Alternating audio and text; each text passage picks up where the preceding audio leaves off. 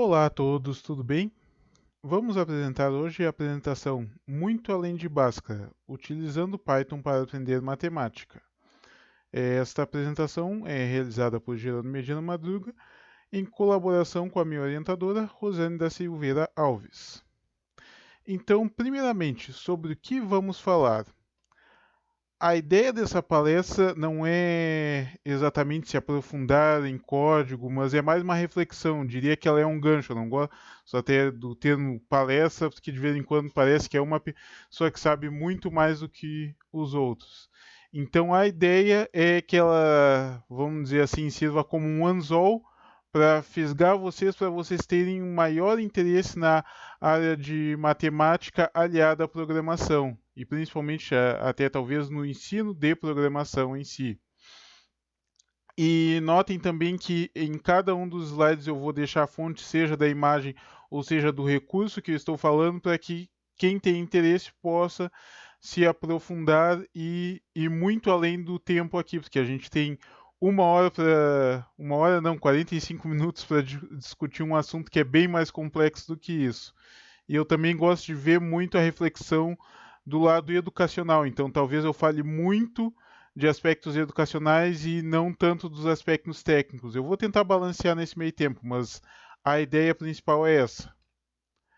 E para começar a esclarecer para vocês, essa ideia de palestra nasceu da dissertação que eu estou realizando em Educação Matemática, a nível de mestrado, na Universidade Federal de Pelotas, também é a instituição onde eu trabalho.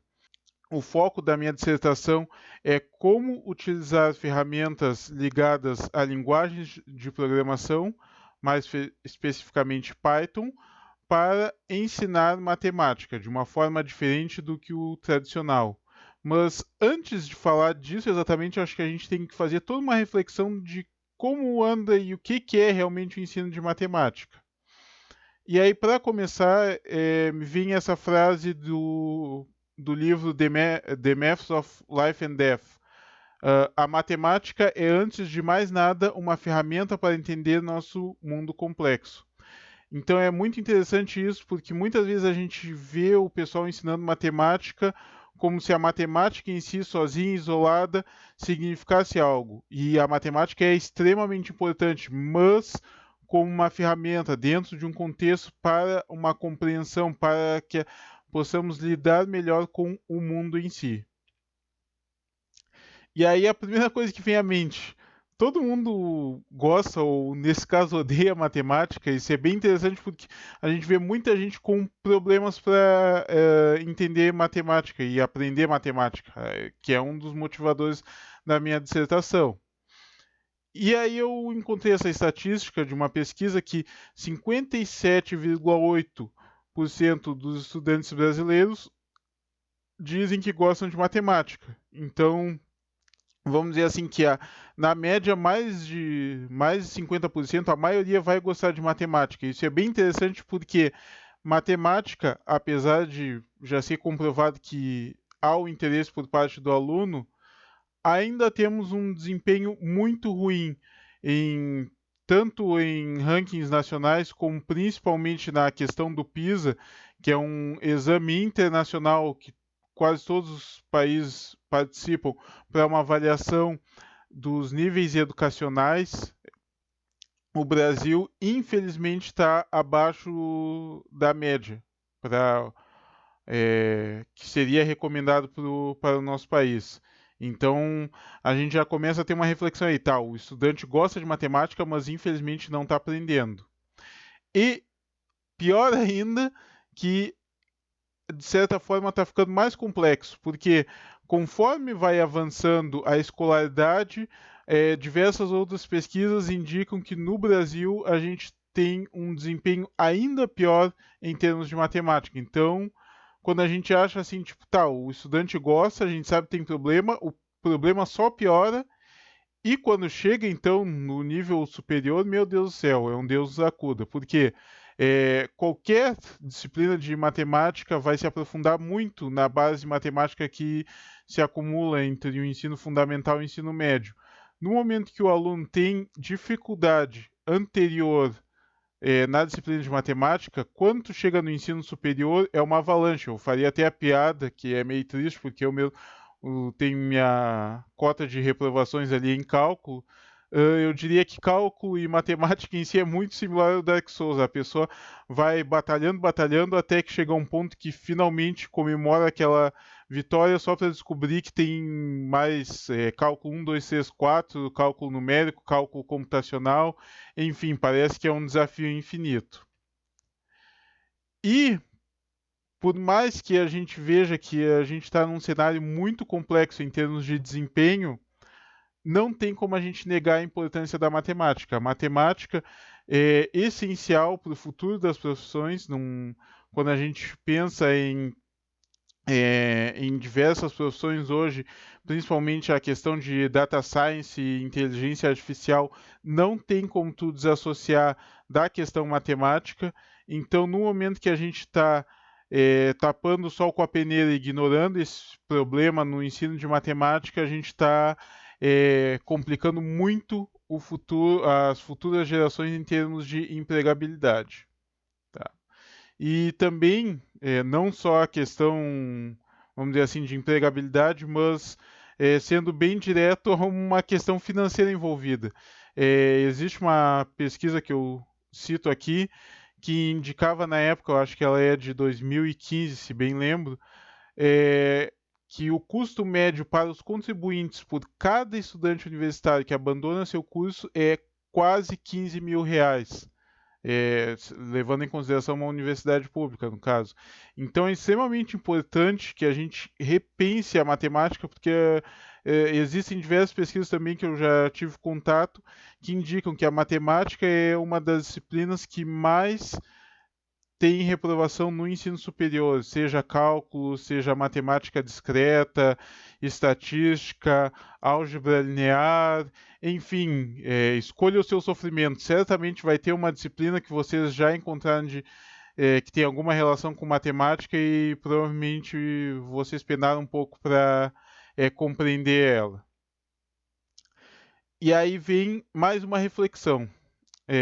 De um livro gratuito, bem curto, bem direto sobre educação, do Seth Godin, onde ele fala: a economia mudou, possivelmente para sempre, a escola não mudou.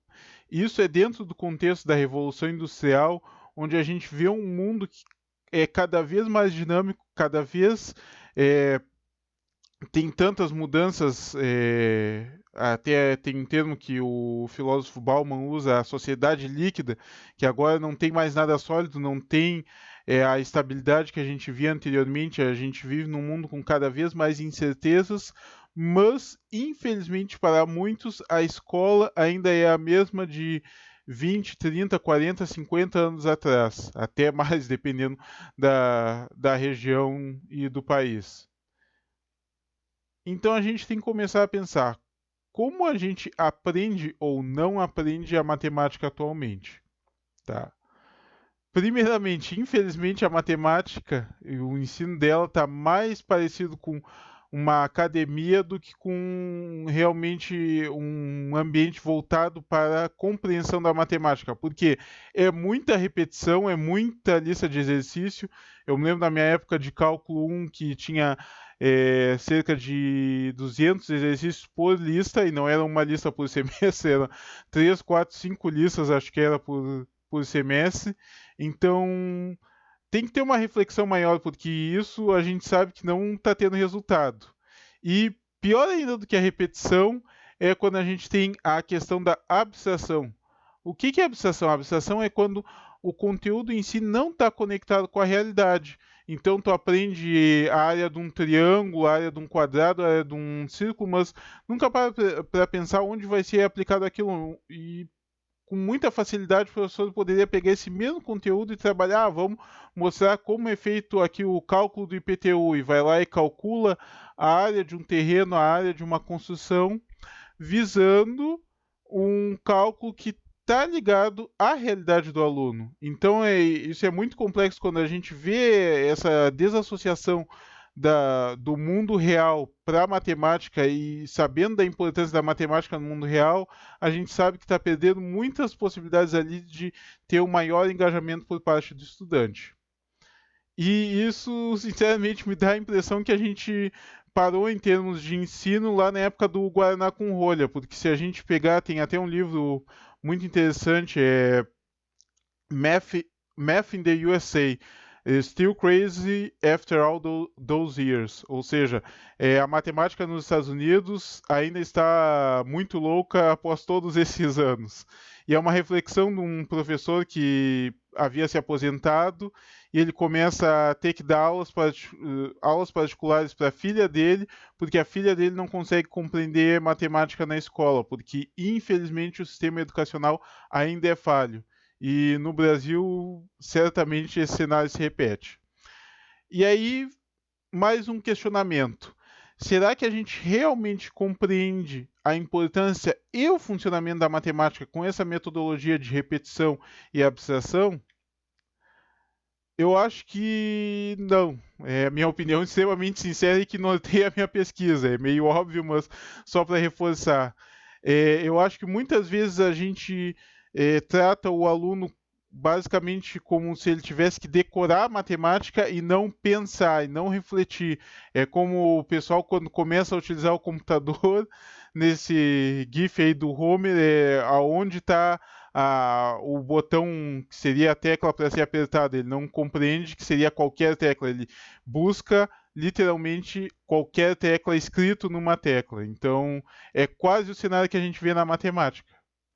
E aí, eu já citei a questão de Bhaskara, que é algo que é bem interessante porque tem diversos memes falando: eu fui lá e aprendi Bhaskara no ensino médio e nunca usei na minha vida. Para que serve Bhaskara?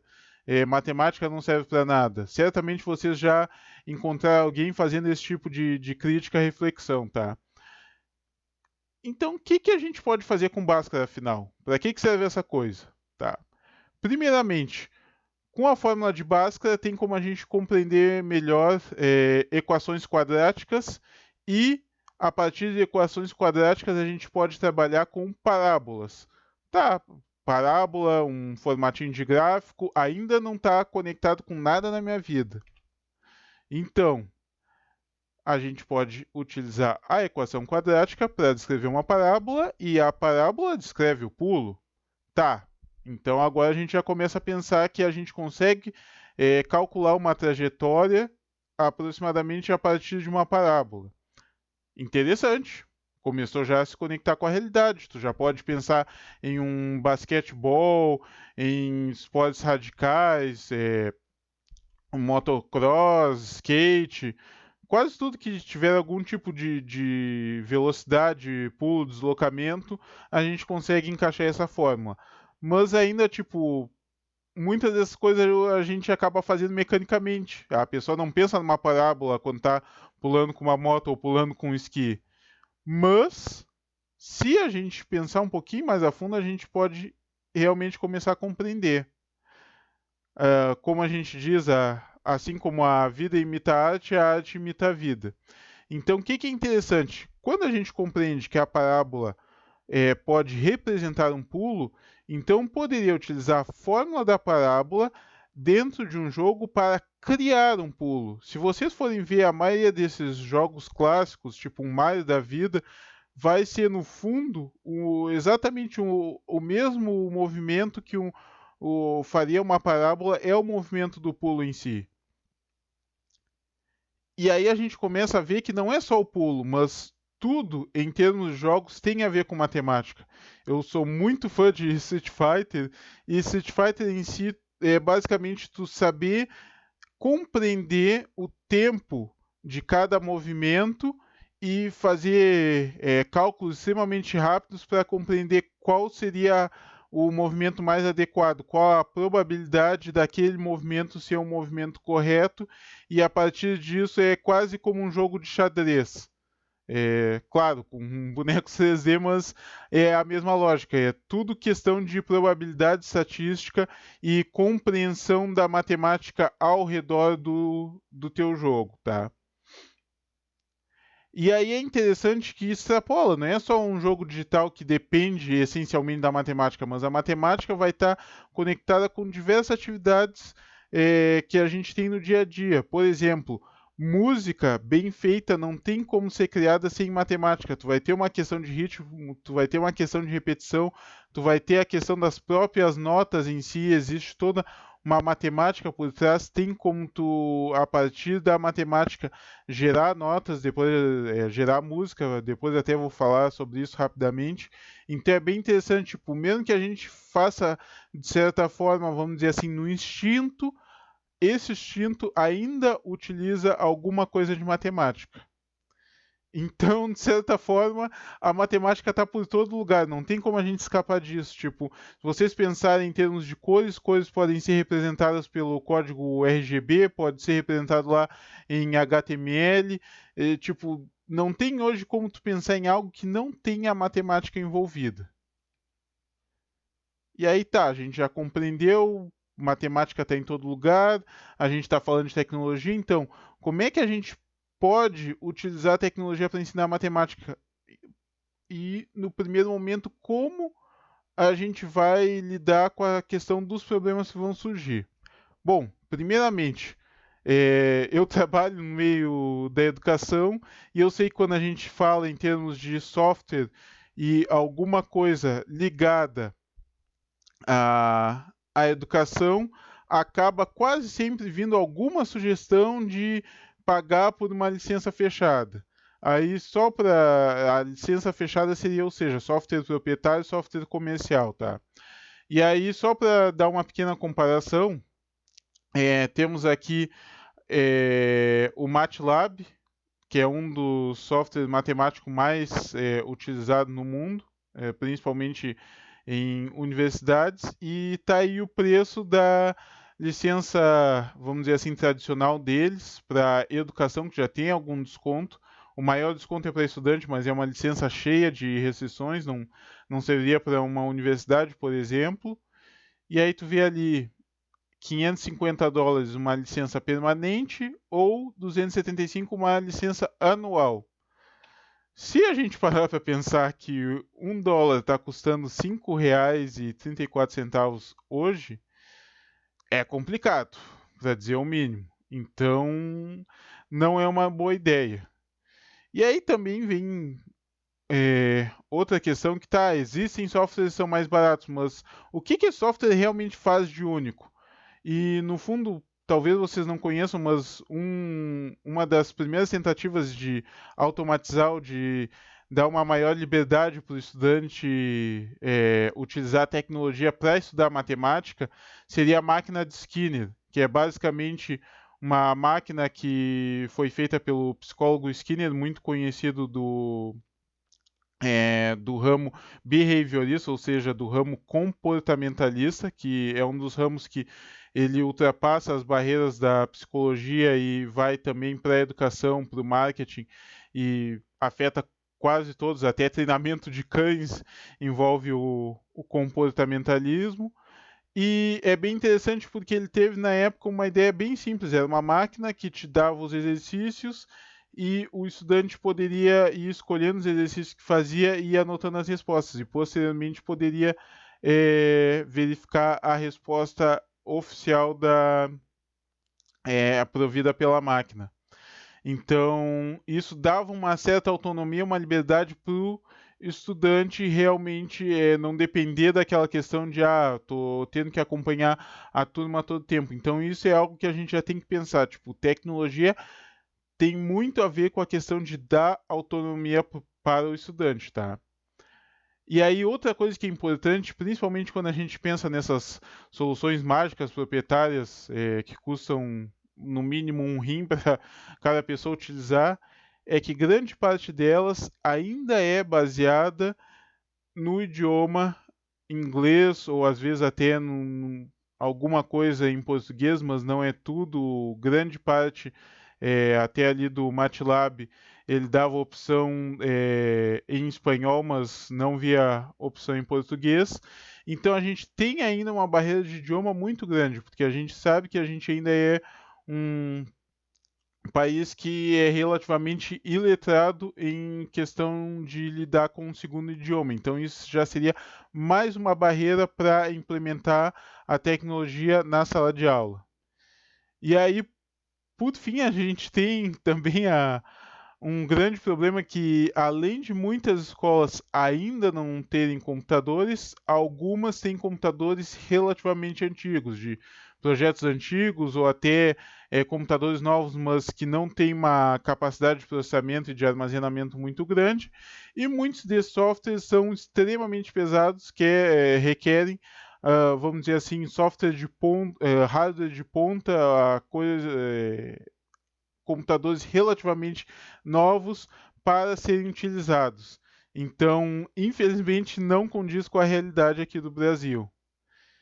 E aí também vem aquela reflexão, tipo, muitas vezes a solução ali, agora a gente está realmente usando tecnologia para ensinar matemática, mas, tipo, basicamente está fazendo exatamente o que estava se fazendo anteriormente. Tu vai pegar o manual do software em questão e vai ir fazendo conforme eles te ensinam, mas tu não dá muita liberdade para o aluno, no fundo, nunca mais vai utilizar aquele software, porque não tem um contexto de criação, não tem nada que dê uma liberdade para o aluno realmente avançar e se aprofundar.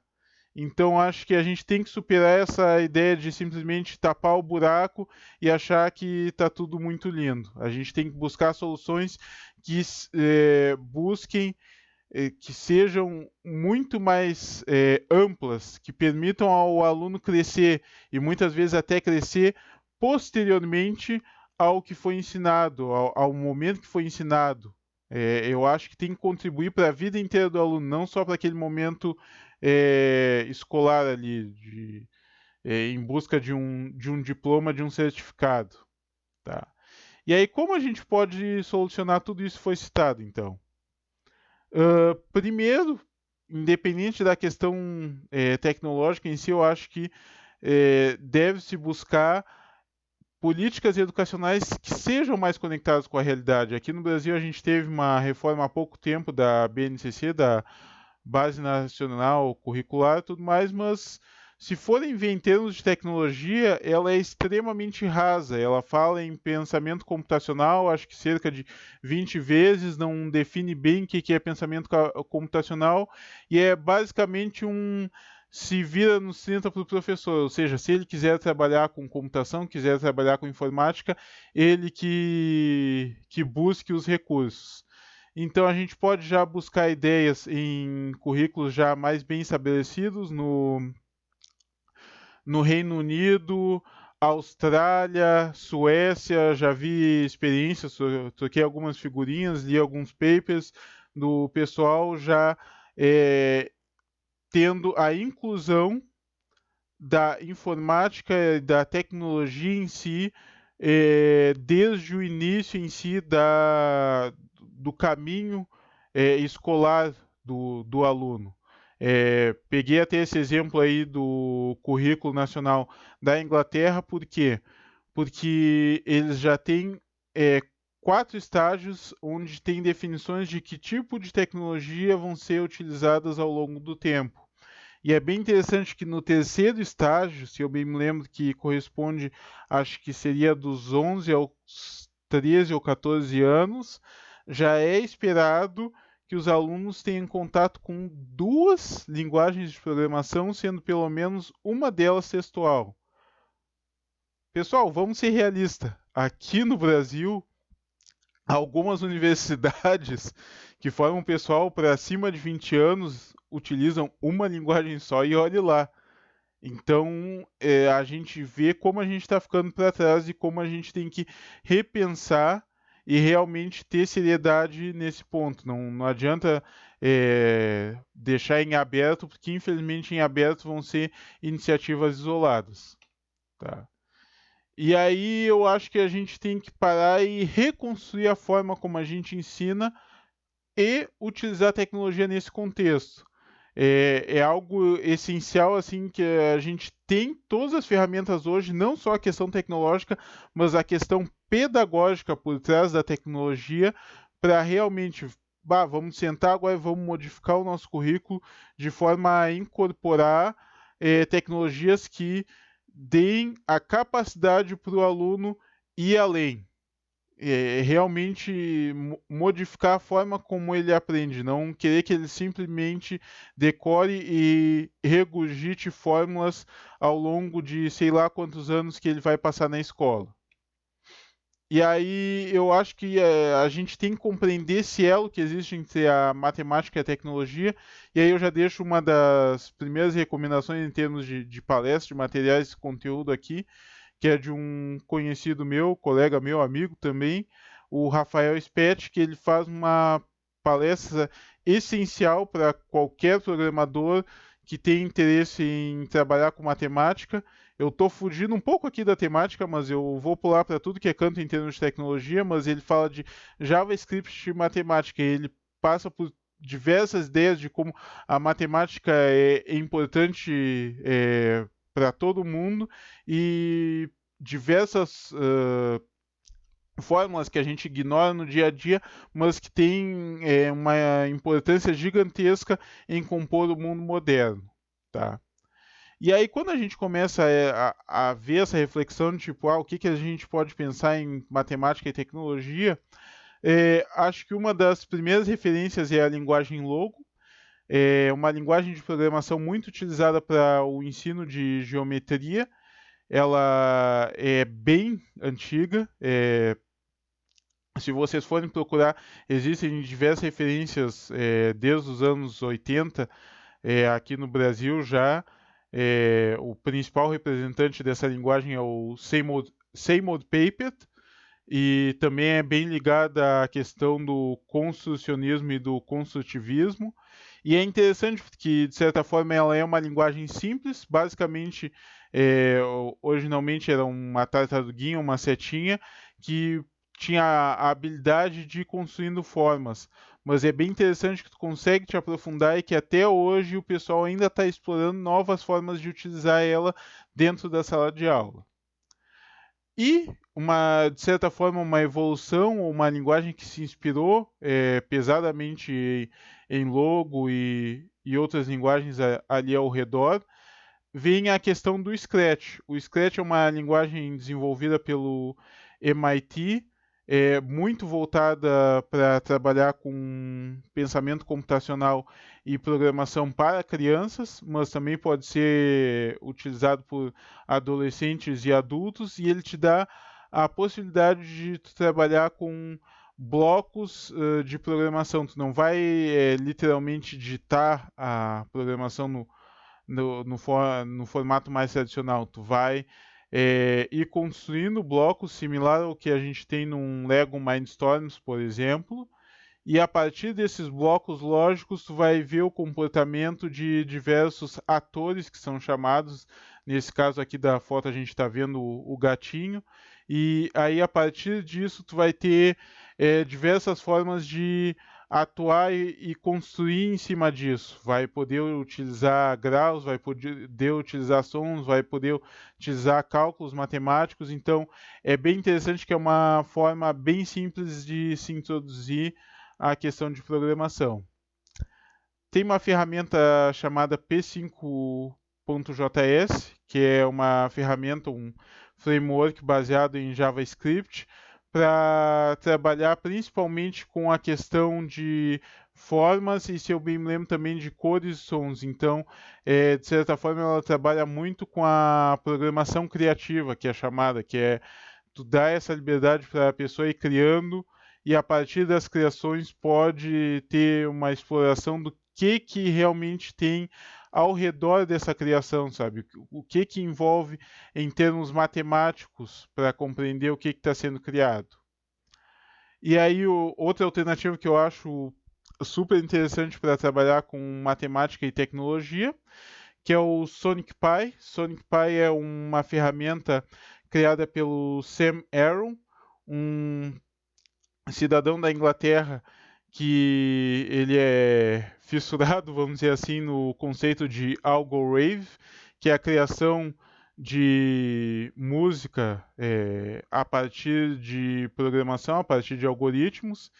E aí ele acabou criando essa ferramenta que se baseia na linguagem Ruby e ela te permite trabalhar com diversos conceitos matemáticos para gerar sons, para gerar música. Então é super interessante a forma como tu pode utilizar a matemática para criar algo que a princípio a gente não espera, mas é bem didático e os alunos normalmente têm um interesse bem profundo nessa questão matemática, tá?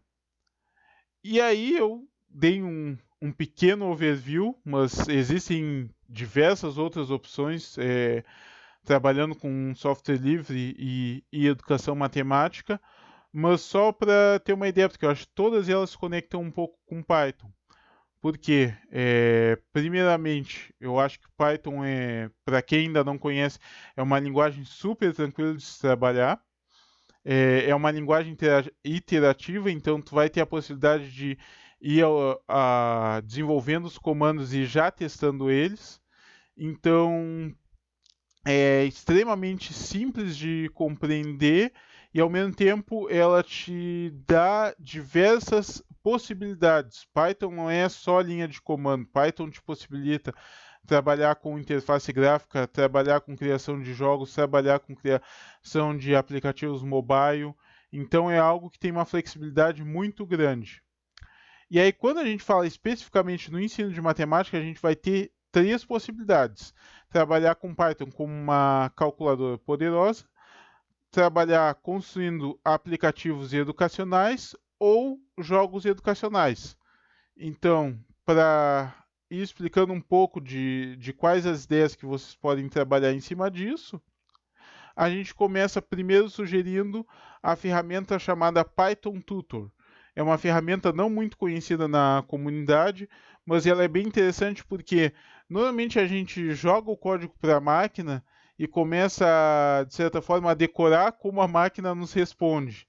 E o Python Tutor ele quebra um pouco desse paradigma ao mostrar como o computador, de forma visual no caso, como o computador interage com nossos comandos, como é criada uma variável, como se aponta uma variável para outra, a questão de organização de uma tupla, de uma lista, de um índice, tudo isso tem como tu realmente visualizar, não ficar só naquela questão de, vamos dizer assim, de pensar como um computador, que muita gente ainda diz isso, que a gente tem que escrever o código e pensar como se fosse o compilador em si. Então, de certa forma, essa é uma das formas mais visuais de se trabalhar com essa introdução a linguagens de programação. E aí a gente falou da linguagem Logo, e é bem interessante que Logo tem diversas implementações, e uma das implementações é o módulo Turtle. O que é um módulo em Python? Um módulo seria já partes de código pré-pronto que foram desenvolvidas por outras pessoas que vocês podem reutilizar para obter um determinado fim. Nesse caso específico, vocês têm interesse de trabalhar com Logo em Python, vocês podem simplesmente importar o código do Turtle e a partir disso utilizar as ferramentas que são providas por esse módulo. O módulo Math, que talvez seja um dos módulos mais conhecidos para quem já trabalhou um pouco de matemática com Python, que ele traz as ferramentas básicas para trabalhar com matemática. Agora eu vou fazer uma pequena demonstração, espero que não tome o resto do tempo, para mostrar um pouco da ideia do que a gente pode fazer com esse módulo Math. Essa é uma das possíveis interfaces da gente trabalhar com Python, a IDLE. E aí, no primeiro momento, o que eu posso fazer com Python? Posso pegar aqui 3 mais 4, o famoso Python calculador. O que é? Se eu botar valores diretamente, eu não preciso nem utilizar variáveis para realizar cálculos matemáticos simples. Tá? E aí, isso é relativamente simples. Se eu jogar ali na caixinha do Google uma fórmula matemática, ele também vai calcular para mim. Não é tão interessante assim, vamos dizer. Então, onde é que começa? Vamos trabalhar com um módulo. Eu vou dar aqui import math.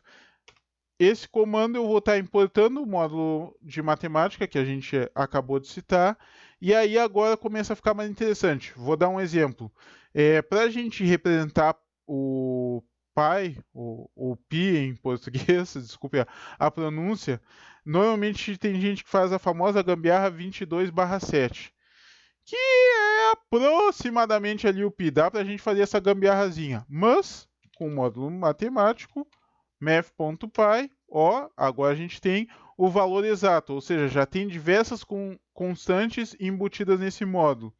Se eu quiser, por exemplo, calcular o cosseno de π, eu posso simplesmente invocar a função cosseno, que também é da biblioteca math, e utilizar π. Isso é interessante, porque quando a gente utiliza graus em Python, sempre vai estar em radianos, tá? Então ele deu a fórmula correta. Aí vamos supor que eu não quero usar radianos, eu quero converter o grau para o nosso tradicional aqui. Então a gente vai usar degrees math.py. Opa, faltou math. Sempre lembrando, tem que usar ali a invocação da biblioteca. E agora math.py. Mostrou o quê? Que a gente consegue converter de radianos para graus numa boa, 180 graus. Então, só para mostrar rapidamente, a gente poderia até fazer mais complexo ainda, a gente poderia fazer aqui um math.sin de seno e math.radians, que seria para converter de radianos, e vamos ver o seno de 90, tá? 1.0. Então vocês veem a flexibilidade e a facilidade de se trabalhar com Python.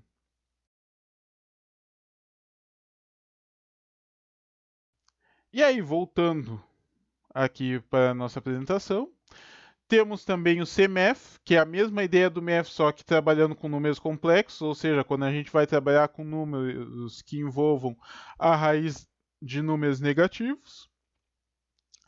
Tem o IterTools, que facilita muito no ensino, principalmente de matemática discreta e alguma coisa até de estatística, dependendo do caso, que é trabalhar com iterações, permutações, combinações.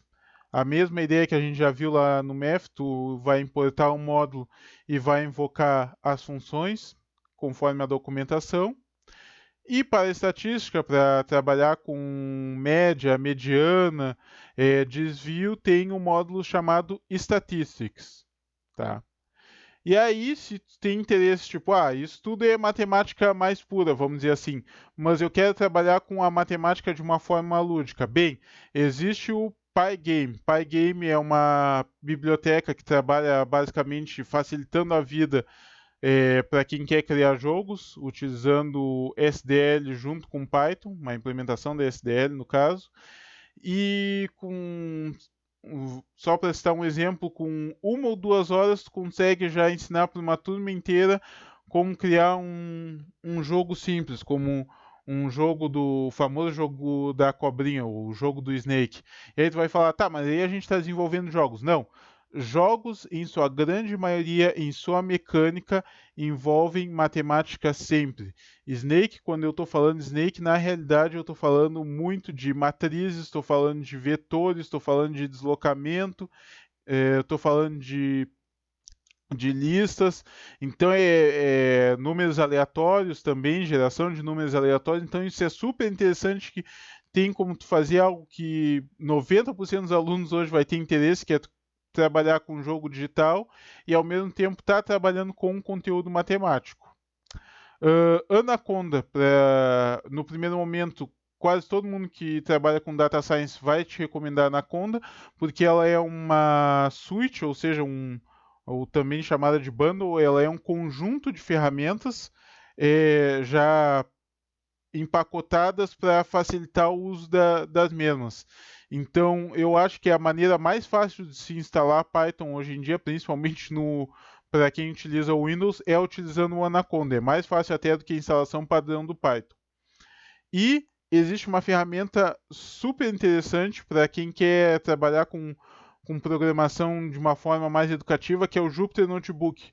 Qual é o diferencial dele? Que tu vai ter um caderno digital, onde ele combina a utilização de Markdown, ou seja, tem como tu criar um texto estruturado e trechos de código. Então, tu pode criar história, pode contextualizar um problema,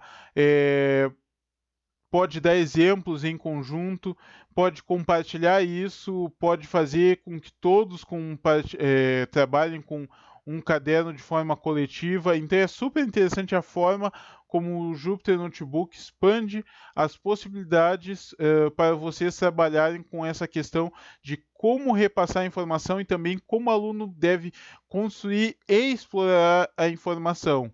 Porque não é simplesmente ele te dar uma resposta de uma equação, mas ele vai poder ali anotar todo o passo a passo, toda a reflexão que ele teve para chegar na raiz do problema.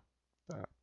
E aí, certamente a gente não conseguiria cobrir todo esse mundo, esse ecossistema que existe ao redor de Python, porque existem muitas ferramentas interessantíssimas para a gente trabalhar com ciência e Python. Uma que eu gostaria de trabalhar, mas certamente não vai dar tempo, o Matplotlib, por exemplo, que vai te dar a possibilidade de plotar, de desenhar gráficos de uma forma extremamente acessível e direta. E o mais importante de tudo, grande parte desses slides basicamente é a documentação oficial do Python. Isso é algo super interessante, a gente tem um esforço muito grande do pessoal aqui do Brasil para traduzir a documentação do Python e toda a documentação está disponível de forma gratuita, sendo uma linguagem aberta, todo mundo, além de poder acessar, também pode contribuir. E basicamente, o que vocês tiverem de dúvida, um dos melhores recursos é buscar documentação. Não precisa nem investir, apesar de ter diversos livros, vou recomendar alguns aqui, mas vai na documentação, busca lá, não só a documentação oficial do Python, mas no W3 Schools também tem muita coisa legal. Tem Python, no próprio Python Tutor tem alguma coisa, tem site chamado o Python Learning. Enfim, o que vocês buscarem hoje sobre ensino de Python é bem interessante porque tem muita coisa e tudo baseado na documentação oficial, então tu tem um respaldo que aquilo deverá funcionar como esperado. É difícil de tu encontrar algo muito desatualizado. E aí, bom, a isca funcionou, a palestra foi bem sucedida, vocês acharam interessante. Querem saber mais, querem pensar mais sobre esse assunto? O que eu posso recomendar para vocês? Vou recomendar esse livro, Math Adventures with Python, do Peter Farrell. Também tem uma palestra dele super interessante sobre esse assunto, onde ele mostra diversas formas de trabalhar com matemática, mas o meu livro favorito ainda é outro, o do Amit Saha, Doing Math with Python, que ele realmente explora o que tradicionalmente todo mundo trabalha no colégio a partir desse livro, e é um livro bem acessível de achar.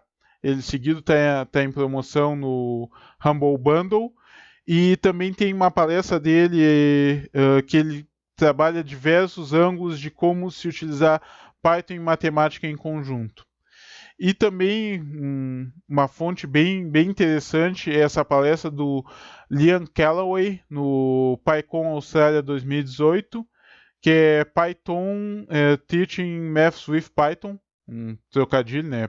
Py de Pi e Python de Python mesmo, onde ele trabalha com diversos recursos tradicionais de Python ali, basicamente módulos que já estão incorporados na linguagem, para mostrar como ele trabalhou no ensino superior com essa abordagem diferenciada para trabalhar com matemática e Python. Tá? E aí a última reflexão que eu deixo, que é uma frase do John Dewey, que é: se ensinarmos hoje como nós aprendemos ontem, estamos roubando o amanhã dos alunos. Então acho que realmente a gente tem que lutar por uma revolução em termos educacionais. Quer saber mais? Deixo aqui os meus contatos, também para quem tiver interesse em acessar os slides, eles já estão disponíveis. E a dissertação em si, que vai ter muito mais código e vai se aprofundar bem mais, acredito que vai ter uns frutos bem interessantes, deve ficar pronta até o final de 2021. E agradeço pela atenção de vocês.